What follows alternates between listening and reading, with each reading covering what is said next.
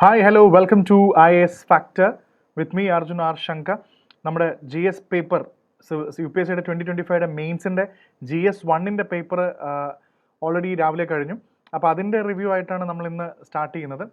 So general ആയിട്ടുള്ള questions എങ്ങനെയുണ്ടായിരുന്നു, അല്ലെങ്കിൽ ഇപ്രാവശ്യം അടുത്ത പ്രാവശ്യമൊക്കെ പരീക്ഷ എഴുതുന്ന ആൾക്കാർക്കൊക്കെ സ്വാഭാവികമായിട്ടും ഒരു ക്യൂരിയോസിറ്റി ഉണ്ടാവും. കാരണം എങ്ങനെയായിരിക്കും നമ്മുടെ ഇതിൻ്റെ ക്വസ്റ്റ്യൻസ് വരുന്നുണ്ടാവുക, അല്ലെങ്കിൽ എന്ത് ലെവലാണ്, ഡിഫിക്കൽട്ട് ആണോ ടഫ് ആണോ എന്നൊക്കെയുള്ളൊരു എക്സൈറ്റ്മെൻ്റ് ഉണ്ട്. സോൾവബിൾ ആണോ? കാരണം ഇനി അടുത്ത വർഷം നമ്മൾ പരീക്ഷ എഴുതുമ്പോൾ ഡെഫിനറ്റ്ലി നമ്മളിത് 26-ലെങ്കിലും നമ്മളിത് സോൾവ് ചെയ്യാൻ വേണ്ടി നമ്മൾ പ്രിപ്പയർഡ് ആയിരിക്കണം. So let's immediately go to the review. Let's start off with me Arjun R Shankar. നമുക്ക് ഇതിൻ്റെ ക്വസ്റ്റ്യൻസ് ഓരോന്നായിട്ടൊന്ന് റാൻഡമായിട്ടൊന്ന് ട്രൈ ചെയ്ത് നോക്കാം. സോ ബാക്കിയുള്ള കാര്യങ്ങൾ you can just go through about IAS factor. ഇപ്പോൾ നമ്മൾ യൂട്യൂബിൽ സെഷൻ ചെയ്യുമ്പോൾ ഒരുപാട് പേർക്ക് നമ്മുടെ യൂട്യൂബ് സെഷൻ കാണുന്നവരുണ്ട്, അല്ലെങ്കിൽ ആദ്യമായിട്ട് കാണുന്നവർക്കുണ്ടെങ്കിൽ do check out all our important details. ഇതിൽ ഓരോ സ്ലൈഡ്സിലും നമ്മുടെ എല്ലാ ഡീറ്റെയിലും കാര്യങ്ങളും ഇതിനകത്ത് കൊടുത്തിട്ടുണ്ട്. You can freeze it, take a look at it, and നമ്പേഴ്സും കാര്യങ്ങളൊക്കെ ഉണ്ട്. ഓക്കെ, സോ നമ്മുടെ ഇന്നത്തെ പ്രധാനമായിട്ട് നോക്കുമ്പോൾ GS പേപ്പർ 1 ഒബ്വിയസ്ലി 20 ക്വസ്റ്റ്യൻസ് നമ്മൾ മേജറായിട്ട് എഴുതാനുണ്ടെങ്കിൽ 10 മാർക്ക് ക്വസ്റ്റ്യൻസ്, 15 മാർക്ക് ക്വസ്റ്റ്യൻസ്, 10 വെച്ച് എല്ലാം കൂടെ ചേർത്ത് 20 ക്വസ്റ്റ്യൻസ് നമ്മൾ ചോദിച്ചിട്ടുണ്ട്. 150-ന്റെ 10 മാർക്കുകളും 250 വേർഡ്സിൻ്റെ 10 ക്വസ്റ്റ്യൻസും. So 10 mark 15 mark questions, 250 word, 150 word.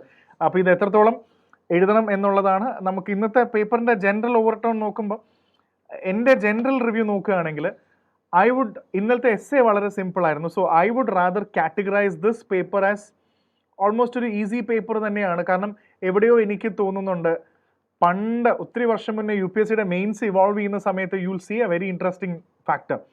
അതായത് ലെങ്തി ക്വസ്റ്റ്യൻസ് പോലത്തെ ക്വസ്റ്റ്യൻസ് ഒന്നും ഇപ്പോൾ ചോദിക്കുന്നില്ല എന്നുള്ളതൊരു ജനറൽ റിവ്യൂ ആണ് എൻ്റെ. അത് ഭയങ്കര കടുകട്ടി ചോദ്യങ്ങളൊന്നും ഇപ്പോൾ ചോദിക്കുന്നില്ല. It's very simple, it's very straight forward questions. നമുക്ക് പലപ്പോഴും NCERTs ഒക്കെ വായിക്കുമ്പോൾ 7th standard, 8th standard, 9th സ്റ്റാൻഡേർഡിൻ്റെ ഒക്കെ NCERTയുടെ ബാക്കിൽ കൊടുത്ത ക്വസ്റ്റ്യൻസ് കണ്ടിട്ടുണ്ടോ? നമ്മളൊരു NCERT വായിച്ചു തീർക്കുമ്പോൾ അതിൻ്റെ ബാക്കിൽ കുറച്ച് ക്വസ്റ്റ്യൻസ് ചോദിക്കില്ലേ സ്കൂളിൽ? വാട്ട് ആർ സുനാമി എന്താണ്, what is the consequence of tsunami, give examples. ഇത് ശരിക്കും പറഞ്ഞാൽ വളരെ സ്കൂളിഷ് ആയിട്ടുള്ള വളരെ ബേസിക് ക്വസ്റ്റ്യൻസ് ആണ് അവർ ചോദിച്ചിരിക്കുന്നത്. ഭയങ്കരമായിട്ടുള്ള depth in the sense complication question ഫ്രെയിമിങ്ങിൽ ഇല്ല. It's very simply framed. പലപ്പോഴും ഒരു 8ാം ക്ലാസ്സിൻ്റെ ചോദ്യമാണോ എന്ന് നമുക്ക് തോന്നിപ്പോകും. അതൊരു പ്രധാന ഫാക്ടറാണ്. പിന്നെ ലെങ്ത് വൈസും വളരെ സ്ട്രെയിറ്റ് ഫോർവേഡ് ആയിട്ടാണ് ചോദിക്കുന്നത്. ഇതിൽ വളരെ ചോദ്യങ്ങൾ കണ്ടോ, നമ്മുടെ ഒപ്പീനിയൻ ചോദിക്കുന്നുണ്ട്. നമ്മൾ ലാസ്റ്റ് ടൈം ആൻസർ റൈറ്റിംഗ് ഒക്കെ ചെയ്തപ്പോൾ ഞാൻ പലയിടത്തും ചോദിക്കാറുണ്ട്, give your views, what is your opinion, justify. നമ്മൾ സാധാരണ കാണുന്ന പോലെ ക്വസ്റ്റ്യൻസിനോടൊപ്പം തന്നെ ഒപ്പീനിയൻ, നമ്മുടെ അഭിപ്രായം എന്താണെന്നൊക്കെ UPSC ഇൻ്റർവ്യൂവിനല്ല എഴുത്തിലും ചോദിച്ചു തുടങ്ങിയിട്ടുണ്ട്. മുമ്പേയും ചോദിക്കുമായിരുന്നു. പക്ഷേ അപ്പോൾ ഇതൊക്കെ നമ്മൾ ശ്രദ്ധിക്കേണ്ട ഒരു ജനറൽ റിവ്യൂയുടെ ഭാഗമാണ്. So the concluding statement for this general review is, when the question paper becomes more easier, when the question becomes more easy, ഇതിൻ്റെ എഴുതി ഫലിപ്പിക്കാനുള്ള കോമ്പറ്റീഷനും വളരെ ഹൈ ആയിരിക്കും. മെയിൻസ് എഴുതുന്ന എല്ലാവർക്കും ഇതിൻ്റെ ഉത്തരങ്ങൾ അറിയാം. എത്ര നന്നായാണ് നമ്മളത് പ്രസൻറ്റ് ചെയ്യുന്നത് ഏറ്റവും. അപ്പം ഞാനിപ്പോഴും വിശ്വസിക്കുന്ന വലിയൊരു ഫാക്ടർ എന്താണെന്ന് വെച്ചാൽ, ultimately everything will boil down to what is called relevancy rate of your answer. നമ്മുടെ ആൻസർ റൈറ്റിങ്ങിൽ നമ്മൾ എത്രത്തോളം റെലവൻ്റ് ആയിട്ടുള്ള പോയിന്റുകളാണ് എഴുതുന്നത് എന്ന് ഉള്ളതിലായിരിക്കും. പിന്നെ നമ്മൾ എഴുതുന്ന ക്ലാരിറ്റി, ചോദ്യം ചോദിച്ചതിൻ്റെ കറക്റ്റ് ആയിട്ടുള്ള രീതിയിൽ നമ്മുടെ ഉത്തരം വരികയാണെങ്കിൽ, so your clarity and your relevancy for this paper is going to give you marks എന്നാണ് എൻ്റെ ഫീഡ്ബാക്ക്. എനിക്ക് തോന്നിയ ഒരു കാര്യം. കാരണം എളുപ്പമാണ്, എല്ലാവർക്കും ഇത് എഴുതാൻ അറിയാത്ത ആരും തന്നെ മെയിൻസ് പരീക്ഷ ഒന്നും എഴുതുന്നുണ്ടാവില്ല. Very simple. അപ്പോൾ ഞാനിതിൽ ചെയ്തിരിക്കുന്ന ഒരു കാര്യം, റാൻഡമായിട്ട് 20 ക്വസ്റ്റ്യൻസ് വായിക്കാതെ, ഇപ്പം നമുക്ക് GS പേപ്പർ 1 എന്ന് പറയുമ്പോൾ തന്നെ ഓൾമോസ്റ്റ് നമുക്കറിയാം ഇതിൽ ആർട്ട് ആൻഡ് കൾച്ചർ ഉണ്ട്, അതേപോലെ വേൾഡ് ഹിസ്റ്ററി ഉണ്ട്, മോഡേൺ ഹിസ്റ്ററി ഉണ്ട്, ഇന്ത്യൻ സൊസൈറ്റി ഉണ്ട്, ജോഗ്രഫി ഉണ്ട്, അതിൽ തന്നെ physical geography, world geography, economic geography, Indian സൊസൈറ്റിയുടെ ആസ്പെക്ട്സ് ഉണ്ട്.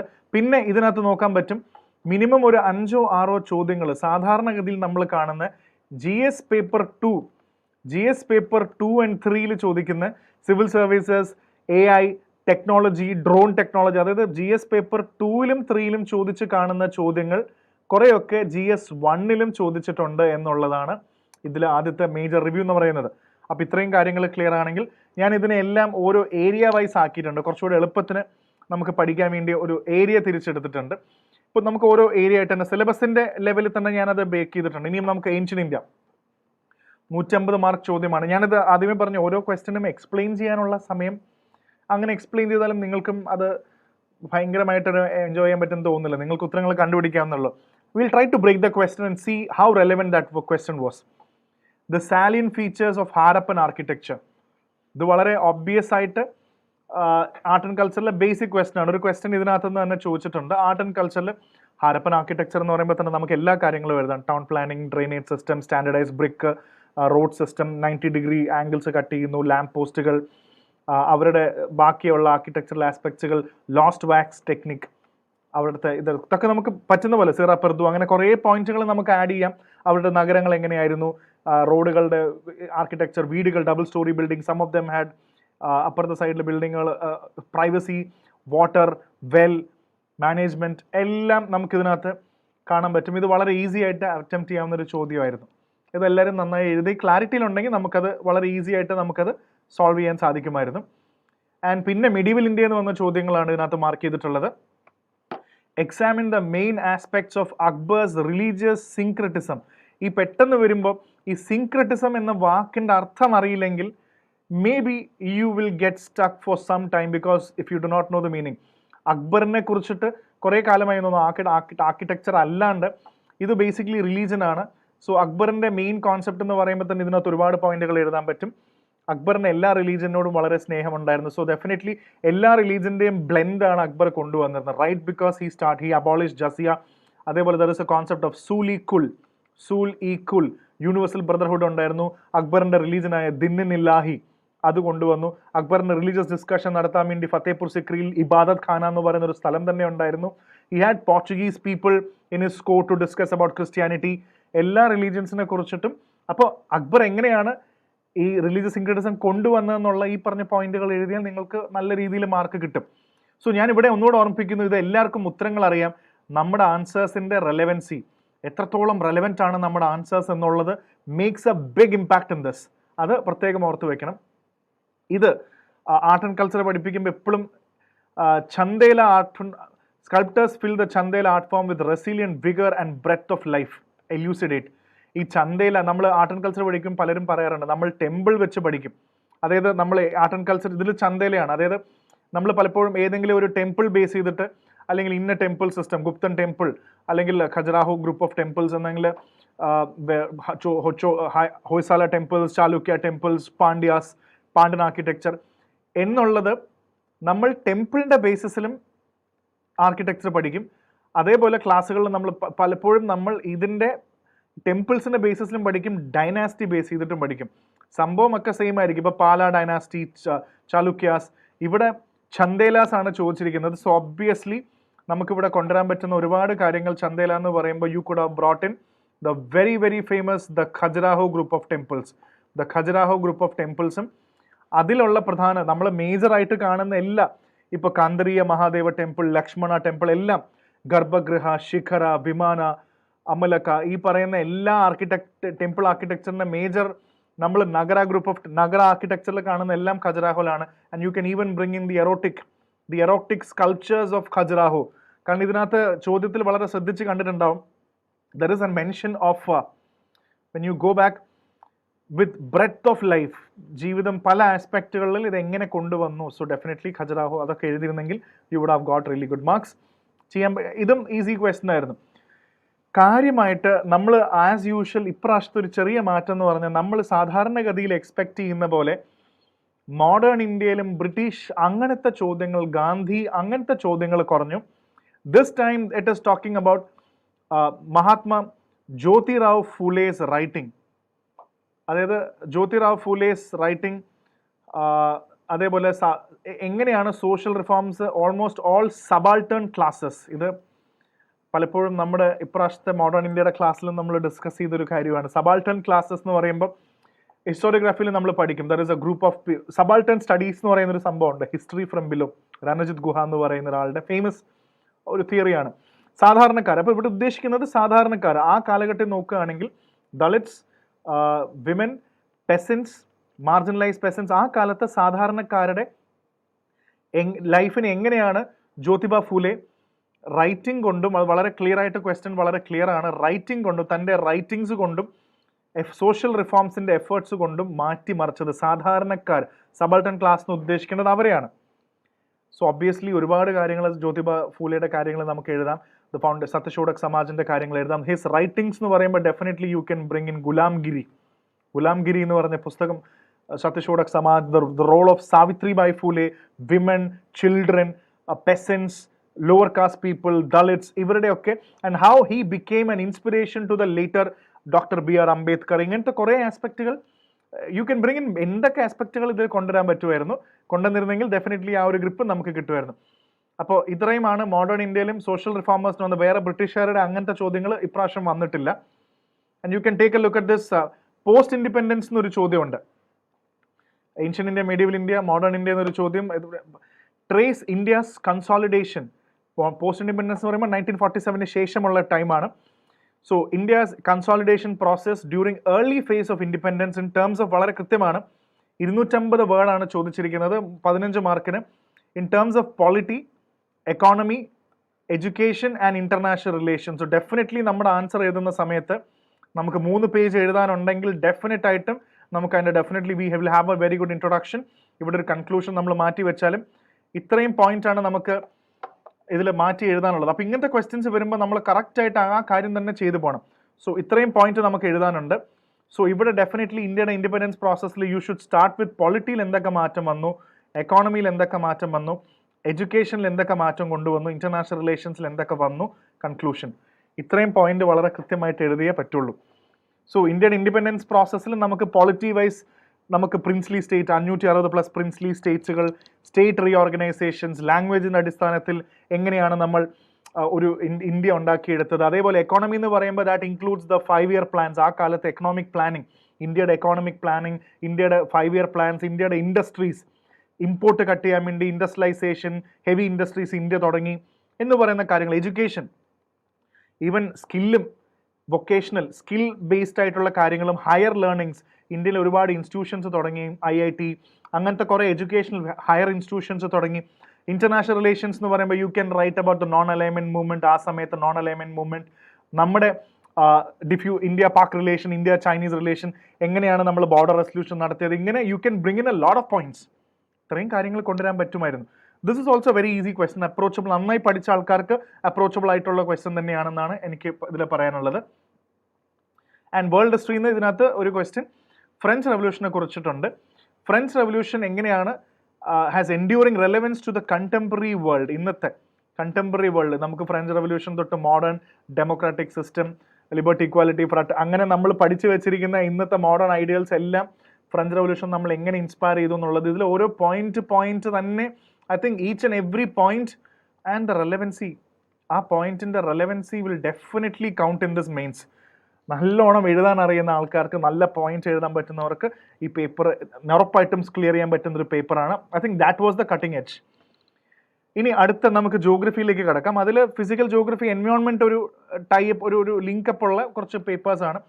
Very simple question. ഞാൻ നേരത്തെ പറഞ്ഞില്ലേ, എവിടെയോ 8ാം ക്ലാസ്സിൻ്റെ 7ാം ക്ലാസ്സിൻ്റെ 9ാം ക്ലാസ്സിൻ്റെ ഒക്കെ സിമ്പിൾ ക്വസ്റ്റ്യൻസ് നമ്മളിക്കൊന്ന് ബോർഡ് എക്സാമിന് ഇതിലും കൂടുതൽ ടഫ് ക്വസ്റ്റ്യൻസ് ചോദിക്കും. What are tsunami, how and where are they formed, what are their consequences, explain with examples. അപ്പോൾ ഈ ചോദ്യത്തിൽ എല്ലാ ആസ്പെക്റ്റും കൊണ്ടുവരണം. നമുക്ക് 150 വേർഡ് 10 മാർക്കാണ്ട് ഒരുപാട് എഴുതാൻ പറ്റില്ല. അപ്പോൾ എന്തൊക്കെ എഴുതിയാൽ, ആദ്യം എന്താണ് സുനാമി എന്ന് എഴുതണം. 2 എങ്ങനെ അത് ഉണ്ടാവുന്നു. 3 അത് എങ്ങനെ, എവിടെയാണ് അത് ഉണ്ടാവുന്നത്, എന്താണ്. 4 ഇത് എന്താണ് ഇതിൻ്റെ കോൺസിക്വൻസസ്. അപ്പോൾ ഈ 4 ആസ്പെക്റ്റുകളിൽ സുനാമി എന്താന്ന് പറഞ്ഞാൽ, എവിടെ, എങ്ങനെ, കോൺസിക്വൻസസ് എന്ന് പറയുന്നത് എക്സാമ്പിൾ സഹിതം നിങ്ങൾ എഴുതിയാൽ, ഇതിൽ നിങ്ങൾ കാര്യം എഴുതിയിട്ട് എക്സാമ്പിൾസ് കോട്ട് ചെയ്തില്ലെങ്കിൽ നിങ്ങളുടെ മാർക്ക് കുറയും. So you need to quote the examples also. ഇതും അച്ചീവബിൾ ക്വസ്റ്റൻ ആണ്. അടുത്ത ചോദ്യം ഡിസ്കസ്. ഇത് കുറച്ച് സിമ്പിളാണ്, അറിയാമെങ്കിൽ സിമ്പിളാണ്. ഡിസ്കസ് ഹൗ ദ ചേഞ്ചസ്, പ്രധാനമായിട്ടും എന്താണ് ഷേപ്പും സൈസും കോണ്ടിനെന്റിൻ്റെയും ഓഷ്യൻ ബേസിൻസിൻ്റെയും, അതായത് നമ്മുടെ കോണ്ടിനെന്റ്സിൻ്റെയും ഓഷ്യൻ ബേസിൻസിൻ്റെയും സൈസും ഷേപ്പും ഇതിലുണ്ടാവുന്ന മാറ്റങ്ങൾ taking place due to tectonic movement and crustal mass. ഈ ടെക്ടോണിക് മൂവ്മെന്റ് ആൻഡ് ക്രസ്റ്റൽ, ഇതിൽ ക്രസ്റ്റൽ മാസസ് എന്ന് ഉദ്ദേശിക്കുന്നത് എന്താണെന്ന് മനസ്സിലാവണം. ഈ കോണ്ടിനെന്റ്സിന്റെയും ഓഷ്യൻസിന്റെയും ഷേപ്പിലും സൈസിലും എങ്ങനെയാണ് ടെക്ടോണിക് മൂവ്മെന്റ്സും ക്രസ്റ്റൽ മാസസും ഇമ്പാക്ട് ചെയ്യുന്നത്, ഇത് നന്നായി അറിയണം. എന്തെങ്കിലുമൊക്കെ നമ്മൾ പ്ലേറ്റ് ടെക്ടോണിക് തിയറി ഒന്ന് എഴുതി വെച്ചാൽ ചിലപ്പോൾ മാർക്ക് കിട്ടിയെന്ന് വരില്ല. കറക്റ്റായിട്ട് നമുക്കത് ബിൽഡ് ചെയ്യാൻ പറ്റിക്കഴിഞ്ഞാൽ ഓക്കെയാണ്. ഇപ്പോൾ changes in shapes and sizes ഞാൻ എഴുതിയിട്ടുണ്ട്. ഷേപ്പ് കോണ്ടിനെന്റ്സിന്റെ ഔട്ട്ലൈൻ ആണെങ്കിലും ബൗണ്ടറി ആണെങ്കിലും, ഇപ്പോൾ കോണ്ടിനെന്റ്സിന്റെ പലതും ജാഗ്ഡ് ആവാറുണ്ട്, ഇറോഡ് ആവാറുണ്ട്. ഇതൊക്കെ ഇങ്ങനെ കോണ്ടിനെന്റ് മാറുന്നതിൻ്റെ ഒക്കെ കാരണം ഇതാണോ?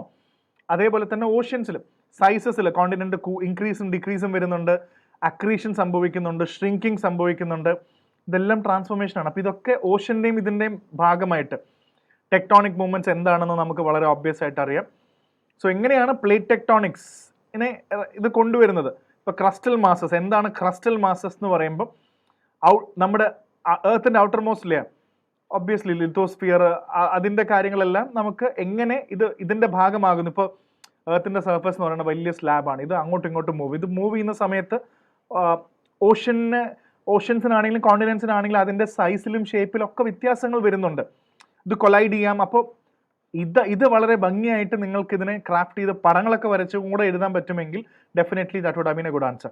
ഇത് പിന്നെയും ഒന്ന് ശ്രമിച്ചാൽ എവിടെയോ ഒരു ഓഫ് ട്രാക്ക് പോയൊരു ക്വസ്റ്റൻ ആണ്, നന്നായി എഴുതാൻ പറ്റും. പക്ഷെ ബാക്കിയൊക്കെ ഡയറക്റ്റ് ക്വസ്റ്റ്യൻസ് അല്ലേ. ഇപ്പോൾ അടുത്ത ക്വസ്റ്റ്യൻ ഫിസിക്കൽ ജോഗ്രഫി തന്നെയാണ്. Give a geographical explanation of distribution of offshore oil reserves of the world. Distribution ആണ് ചോദിച്ചിരിക്കുന്നത്. ഓഫ് ഷോർ ഓയിൽ, അത് ആദ്യം എന്താണ് ഓഫ് ഷോർ, ഇനി എന്താണ് ഓൺ ഷോറും ഓഫ് ഷോറും തമ്മിലുള്ള വ്യത്യാസം എന്ന് വളരെ കൃത്യമായിട്ട് ചോദിച്ചിട്ടുണ്ട്. അപ്പോൾ ഇതിൽ ആദ്യം നമുക്ക് അറിയേണ്ടത് എന്താണ് ഓഫ് ഷോർ. ഓഫ് ഷോർ എന്ന് പറയുമ്പോൾ ഒബ്വിയസ്ലി കടലിൻ്റെ അടിയിലുള്ള സീ ബെഡിൻ്റെ അടിയിലുള്ളതെന്നും നമ്മൾ ഓയിൽ എടുക്കില്ലേ, സീ ബെഡിൻ്റെ അടിയിൽ നിന്നും എടുക്കുന്നത് അതാണ്. ഓൺ ഷോർ എന്ന് പറയുന്നത് ലാൻഡിൻ്റെ അടിയിൽ നിന്ന് എടുക്കുന്നത്, നമ്മുടെ ഭൂമിക്ക് അടിയിൽ നിന്നും മറ്റേത്. അപ്പോൾ ഒബ്വിയസ്ലി ഏതായിരിക്കും ഡിഫിക്കൽട്ട്? സീ ബെഡ് ആയിരിക്കും ഏറ്റവും ഡിഫിക്കൽട്ട് ആയിട്ടുള്ള കാര്യം, കാരണം ഒരുപാട് ലോജിസ്റ്റിക്കൽ സപ്പോർട്ട് വേണം അത് എടുക്കണമെങ്കിൽ. പിന്നെ ഓഫ് ഷോർ എന്ന് പറയുമ്പോൾ കടലുകൾ ഒരുപാടുണ്ടല്ലോ. ഇപ്പം നമ്മുടെ സൗദി അറേബ്യ, ആ ഗൾഫ് റീജിയൻ ഉണ്ട്, ഗൾഫ് ഓഫ് മെക്സിക്കോ, അതേപോലെ UK, നോർവേ, നോർത്ത് സീ, അങ്ങനെ കുറേ ഈ ഏരിയയിൽ പ്രധാനപ്പെട്ട സംഭവങ്ങളാണ്. അപ്പോൾ ഇത് കൃത്യമായിട്ട് എഴുതാൻ പറ്റുമെങ്കിൽ that would have been a, കണ്ടോ ഇത് beneath the land surface. Onshore എന്ന് പറയുന്നത് ഓഫ് ഷോർ അതിൻ്റെ കോണ്ടിനെന്റൽ ഷെൽഫിലും ഡീപ്പ് വാട്ടറിലുള്ളതാണ്. ഇത് കൂടുതലും ഉള്ളത് ഞാൻ പോയിന്റ് വെറുതെ എഴുതിയിട്ടുണ്ട്. അപ്പോൾ ഫിസിക്കൽ ജോഗ്രഫി ആ ക്വസ്റ്റ്യൻസ് കഴിഞ്ഞ് അടുത്ത human and economic geography related ആയിട്ടുള്ള ചോദ്യങ്ങൾ. ഇതും വളരെ സിമ്പിൾ ആയിട്ടുള്ള ചോദ്യമാണ്. What are non farm primary activity? ഇതൊക്കെ NCERTയിലെ ബേസിക്സിലുള്ള സാധനങ്ങളാണ്. How are these activities related to physiographic features of India? അതെങ്ങനെ? Suitable example. ഒബ്വിയസ്ലി ഇത് എക്സാമ്പിൾ സഹിതം എഴുതുന്നതാണ് ഏറ്റവും നല്ലത്. നമുക്ക് അഗ്രികൾച്ചർ അല്ലാത്ത എന്തൊക്കെ എഴുതാൻ പറ്റും? Fishing, forestry, hunting, gathering, mining, quarrying, animal husbandry ചില സമയത്ത് അഗ്രികൾച്ചറും ആണ്, പക്ഷെ എന്നാൽ ഫാമിംഗ് അല്ലാതെ നമുക്ക് വേണമെങ്കിൽ കണക്കാക്കാം. ഇതൊക്കെയാണ് ഇവിടെ കൂടുതൽ. ഇപ്പോൾ ഇതിൻ്റെ റീജിയൻ, ജോഗ്രഫിക്കൽ റീജിയൻ നോക്കുമ്പോൾ കോസ്റ്റൽ റീജിയൻസിലൊക്കെ ഫിഷിംഗ് ഉണ്ട്. നമ്മുടെ കേരള, തമിഴ്നാട്, കർണാടക, ആന്ധ്ര, ഗോവ, മഹാരാഷ്ട്ര, ഗുജറാത്ത്, ഇവിടെ എല്ലാം ഫിഷിംഗ് ആക്ടിവിറ്റീസ് ഉണ്ട്. ഫോറസ്ട്രി, നമ്മുടെ നോർത്ത് ഈസ്റ്റേൺ ഫോറസ്റ്റ് റിലേറ്റഡ് ആയിട്ടുള്ള അവിടെ ഹണി അപ്പിക്കൾച്ചർ, ഹണി ചെയ്യുന്നുണ്ട്, ടിമ്പർ, അങ്ങനത്തെ അഗ്രികൾച്ചർ അല്ലാത്ത ഇത് ചെയ്യുന്ന ആൾക്കാരുണ്ട്. ഹണ്ടിങ് ആൻഡ് ഗ്യാതറിങ്, മൗണ്ടനിയസ് ഏരിയൻസിൽ നമ്മുടെ ഹിമാചൽ പ്രദേശ്, ഉത്തരാഖണ്ഡ്, അങ്ങനത്തെ കുറേ മൗണ്ടനിയസ് ഏരിയയിൽ ഹണ്ടിങ്, ഗ്യാതറിങ്, ഷീപ്പ് റിയറിങ് ഇതൊക്കെ ചെയ്യുന്നുണ്ട്. മൈനിങ്, ക്വാറിങ്, സെൻട്രൽ ഇന്ത്യയിലും ഒരു മൈനിങ് ആയിട്ട് ബന്ധപ്പെട്ട ഒഡീഷ, അങ്ങനത്തെ കുറേ സ്ഥലങ്ങളുണ്ട്. അവിടെ എല്ലാം മൈനിങ്, ക്വാറിങ് ചെയ്യുന്നതെല്ലാം നോൺ ഫാമിംഗ് ആക്ടിവിറ്റീസ് ആണ്. അതിൻ്റെ ജോഗ്രഫിക്കൽ ഏരിയ അങ്ങനെയാണ്. This was A easy question, നമുക്കത് ബ്രേക്ക് ചെയ്യാൻ പറ്റുന്ന ക്വസ്റ്റ്യൻ ആണ്. അടുത്തത് ഒരു ക്വസ്റ്റ്യൻ കൂടെ ഉണ്ട്. Briefly the ecological and economic benefits of solar energy generation in India with suitable examples. എല്ലാത്തിലും എക്സാമ്പിൾസ് ചോദിക്കുന്നുണ്ട് മെയിൻസിൽ. അതിൻ്റെ അർത്ഥം നമ്മൾ അടുത്ത വർഷം പഠിക്കുമ്പോൾ മേക്ക് ഷുവർ നമ്മൾ എന്ത് പഠിച്ചാലും എല്ലാത്തിനെ കുറിച്ചും നമുക്കൊരു എക്സാമ്പിളൊക്കെ കോട്ട് ചെയ്യാൻ നമുക്ക് അറിയണം എന്നുള്ള ഒരു റിവ്യൂവും കൂടെ ഞാനിവിടെ ഷെയർ ചെയ്യുന്നുണ്ട്. So please understand. അപ്പോൾ ഇതിലും ഹാവ് എൻ ഐഡിയ. ഇത് സോളാർ എനർജി ജനറേഷൻസിൻ്റെ എക്കോളജിക്കൽ ആൻഡ് എക്കണോമിക് ബെനിഫിറ്റ്സ് എന്താണെന്നൊക്കെയാണ് ഇതിനെ ചോദിച്ചിരിക്കുന്നത്. സോ ഇറ്റ്സ് പ്രിറ്റി, പഠിച്ച ആൾക്കാർക്ക് വളരെ പോയിന്റ് എഴുതാൻ പറ്റുന്നതാണ്. ഇനിയും എക്കണോമിക് ജോഗ്രഫി ഇത് കണ്ടോ കുറച്ചുകൂടെ ലിങ്ക്ഡ് ആണ്. ക്ലൈമറ്റ് ചേഞ്ചും ഇത് ശരിക്കും പറഞ്ഞാൽ GS പേപ്പർ 3 എൻവയോൺമെൻറ്റിൻ്റെ ആസ്പെക്റ്റിലും കൂടെ ലിങ്ക് ചെയ്യാവുന്നതാണ്. എങ്ങനെയാണ്, സോ ഇത് എൻവയോൺമെൻറ്റ് എന്ന രീതിയിലും കൂടെ നമുക്ക് വേണമെങ്കിൽ എഴുതാം. എങ്ങനെയാണ് ക്ലൈമറ്റ് ചേഞ്ചും സീ ലെവൽ റൈസും ഐലൻഡ് നേഷൻസ്, ഇത് ജോഗ്രഫി വരുന്നതെന്ന് വെച്ചാൽ രാജ്യങ്ങളെ കുറിച്ചിട്ടും നേഷൻസിനെ കുറിച്ച് വന്നതുകൊണ്ടാണ് അങ്ങനെ വരുന്നത്. രണ്ട് രീതിയിൽ വ്യാഖ്യാനിക്കാം. പിന്നെയും കണ്ടോ, ഡിസ്കസ് വിത്ത് എക്സാമ്പിൾസ്. UPSCയുടെ റിവ്യൂവിൽ ഇപ്രാവശ്യം they asking a lot of examples. So അങ്ങനെ പഠിക്കുന്നത് നല്ലതാണ്. സോ ഇതിൽ എഴുതാം പല ഐലൻഡ് കൺട്രീസ് ഇല്ലേ, ഇപ്പോൾ മാലദ്വീപ്സ്, അതേപോലെ കിരിബാസ്, മാർഷൽ ഐലൻഡ്സ്, സോളമൻ ഐലൻഡ്സ്, ഇങ്ങനെയുള്ള പല ഐലൻഡ്സിൻ്റെയും പല സംഭവങ്ങളും. കാരണം എന്താണെന്ന് വെച്ചാൽ ക്ലൈമറ്റ് ചേഞ്ച് കാരണം മെൽറ്റ് ചെയ്യും, ഗ്ലേഷ്യേഴ്സ് മെൽറ്റ് ചെയ്യും. ഇത്രയും വെള്ളമുണ്ട്, ഗ്ലേഷ്യേഴ്സ് മെൽറ്റ് ചെയ്യും. ഇവിടെയൊക്കെയാണ് രാജ്യങ്ങളൊക്കെ നിൽക്കുന്നത്. ഒരുപാട് വെള്ളം വന്ന് റിലീസ് ചെയ്ത് മെൽറ്റ് ചെയ്ത് കഴിഞ്ഞാൽ വെള്ളം കൂടുതലായി സീ വാട്ടർ റൈസ് ചെയ്യും. അങ്ങനെ വരുമ്പോൾ പല കൺട്രീസും ഓഷ്യൻ്റെ അടിയിൽ സബ്മർജ് ചെയ്ത് പോകാൻ സാധ്യതയുണ്ട്. ഇതാണ് ഇതിൻ്റെ ബേസിക് തിയറി. അത് എഴുതിയാൽ മതി. കണ്ടോ, ഇതിനകത്ത് പല രാജ്യങ്ങളിലും ഞാൻ എഴുതിയിട്ടുണ്ട്. ഇപ്പം മാലദ്വീപ്സ്, കിരിബാസ്, മാർഷൽ ഐലൻഡ്. ഇത് കിരിബാട്ടി എന്നാണ് എഴുതുന്നെങ്കിലും ഇത് പറയുന്നത് കിരിബാസ് എന്നാണ്. It's pronounced as Kiribati. അപ്പോൾ Maldives, Kiribati, Solomon Islands, Fiji, Marshall Islands, ഇതെല്ലാം എക്സാമ്പിൾസ് എഴുതി കഴിഞ്ഞാൽ obviously that would have been an easy answer. പിന്നെ ഇനി പോപ്പുലേഷൻ ഡെമോഗ്രഫി, അങ്ങനത്തെ പ്രധാനപ്പെട്ട ചോദ്യമാണ്. ഇത് കുറച്ച് നമുക്ക് ജോഗ്രഫി കുറച്ച് അറിയാമെങ്കിൽ മാത്രമേ ഇത് എഴുതാൻ പറ്റുള്ളൂ. അങ്ങനെ അല്ലെങ്കിൽ എല്ലാ ചോദ്യവും എന്തെങ്കിലുമൊക്കെ എഴുതി വയ്ക്കാം, പക്ഷേ കുറച്ചുകൂടെ ഗ്രിപ്പ് ഉണ്ടെങ്കിൽ. Discuss the distribution and density of population in Ganga river basin with special reference to land, soil and water resource. അപ്പോൾ ഗംഗാ റിവർ ബേസിനെ കുറിച്ച് നല്ല ധാരണയുണ്ടെങ്കിൽ ഏറ്റവും ഇമ്പോർട്ടൻറ്റ്, ഇന്ത്യ നമ്മൾ നോക്കുമ്പോൾ ഏറ്റവും ഡെൻസ് ആയിട്ടുള്ള റീജിയനാണ് ഈ പറയുന്ന ഗംഗാ റിവർ ബേസിൻ. പണ്ട് തൊട്ട് ഏൻഷ്യൻ ഇന്ത്യ ഉണ്ടായ സമയം തൊട്ട് നമ്മൾ പറയാറുണ്ട് one of the most fertile region in the world ആണ് ഇൻഡോ ഗാൻജറ്റിക് വാലി എന്ന് പറയുന്നത്.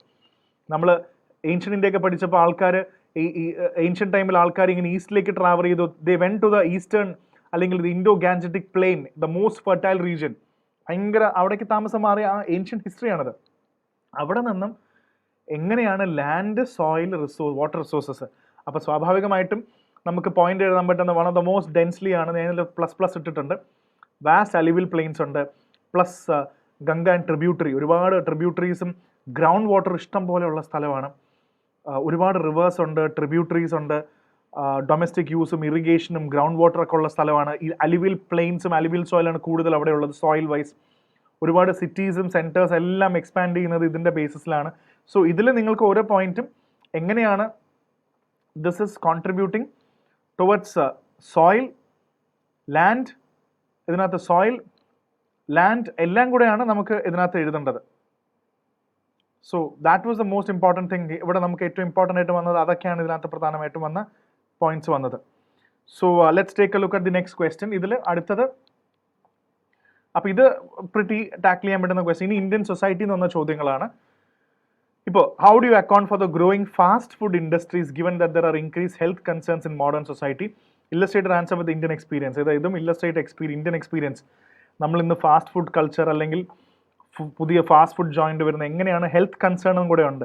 ഇത് നിങ്ങൾക്ക് ഇഷ്ടം പോലെ പോയിന്റുകൾ എഴുതാം. പുതിയ ലൈഫ് സ്റ്റൈൽ മാറി, ആൾക്കാർക്ക് ജോലികൾ, എല്ലാവർക്കും കൂടുതലും ടേർഷ്യറി സെക്ടറിലും ഇതിലൊക്കെ ജോലി വന്നപ്പോൾ കുക്ക് ചെയ്യാനുള്ള സമയമൊന്നുമില്ല. എല്ലാവരും അപ്പോൾ കൺവീനിയൻറ്റ് ഫുഡ്സ് യൂസ് ചെയ്ത് തുടങ്ങി.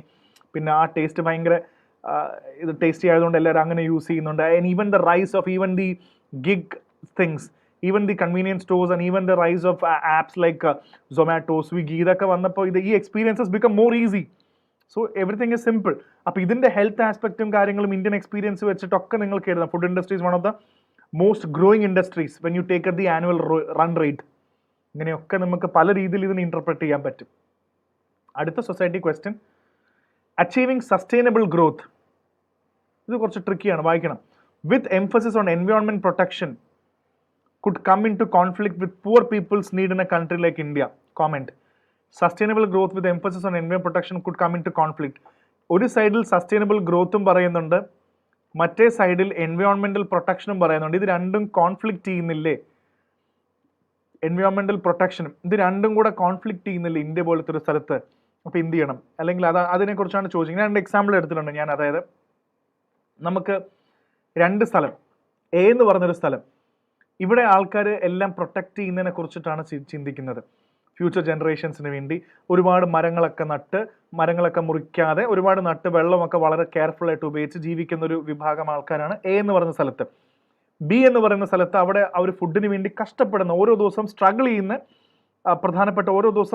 ചെയ്യുന്ന ആൾക്കാരാണ്.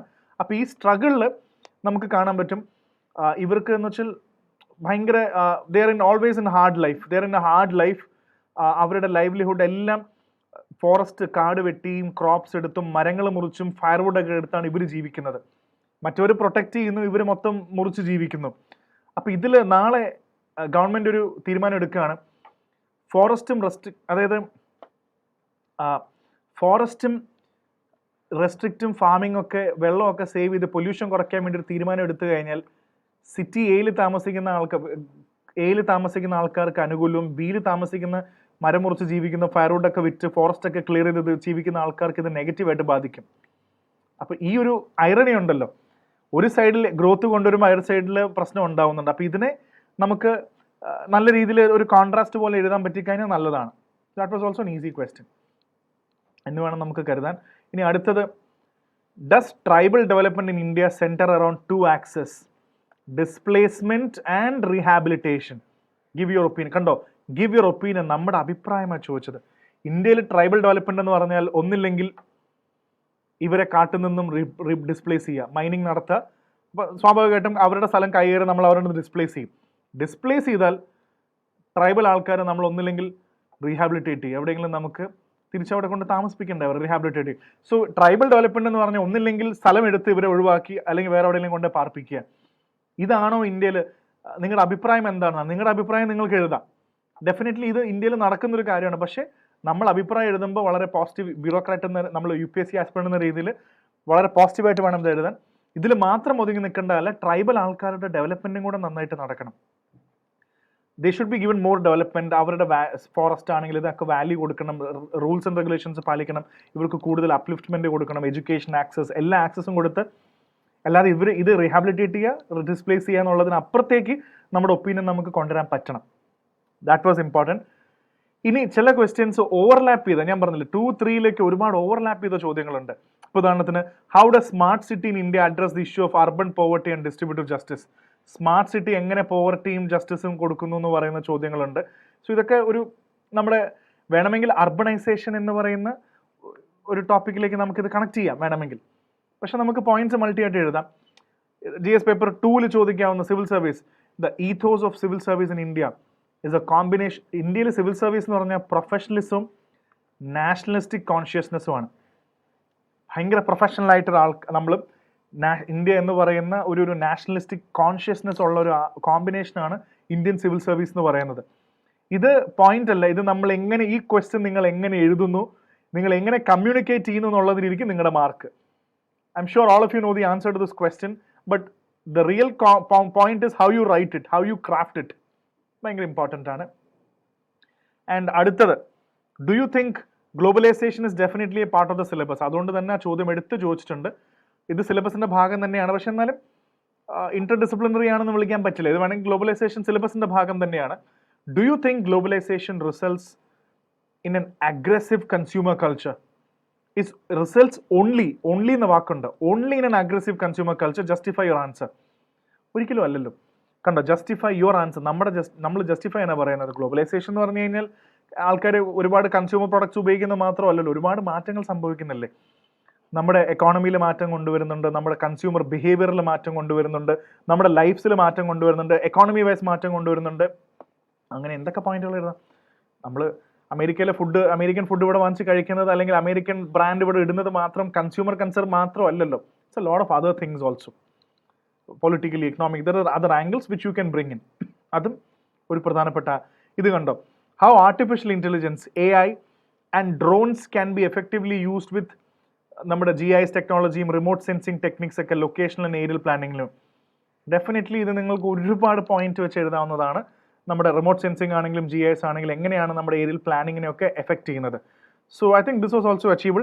പക്ഷേ ഈ സമയം സിമ്പിൾ ക്വസ്റ്റൻ ആകുമ്പോൾ ഞാൻ ഒന്നുകൂടെ ഓർമ്മിപ്പിക്കട്ടെ, നമ്മൾ എഴുതുന്ന രീതി, how are you writing it, what is the standard of U point, നമ്മൾ കൊടുക്കുന്ന എക്സാമ്പിൾസ്, നമ്മൾ കൊടുക്കുന്ന പോയിന്റ്, ആൻഡ് ഇത് റെലവെൻറ്റ് അല്ല എങ്കിൽ നമ്മൾ ശരി ഉത്തരം എഴുതിയാൽ നമുക്ക് വെറുതെ തോന്നുള്ളൂ. So next time people who are watching this writing the mains next year, make sure നമ്മുടെ റെലവൻസി ഉണ്ടാവണം ഉത്തരങ്ങൾക്ക്, അത് പ്രത്യേകം ശ്രദ്ധിക്കണം. Okay, so that's all, and do subscribe to our channel IS Factor and do watch it, and അടുത്ത paper 2 ന്റെ review ആയിട്ട് I'll actually come in.